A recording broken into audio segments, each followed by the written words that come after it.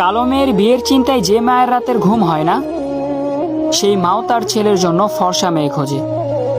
বেকার ছেলের চাকরির জন্য যে বাবার রাতের ঘুম হয় না, সেই বাবাও তার মেয়ের জন্য চাকরিজীবী জামাই খোঁজে।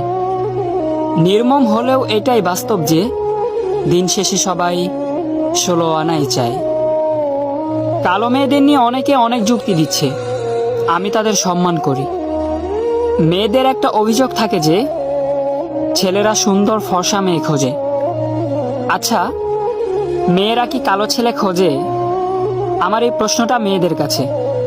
কোন মেয়েটি কালো জামাই চায়? কোন মেয়েটি কালো বয়ফ্রেন্ড চায়? আমার জানা মতে সবার বিএফগুলোই ফর্সা হিরো।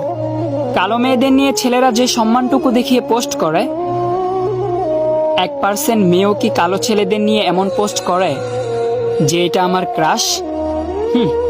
করে না। তাই আমি সম্মান করি সেই সব ছেলে মেয়েদেরকে যারা সুন্দরত্ব রং দিয়ে নয়, মন দিয়ে বিচার করে।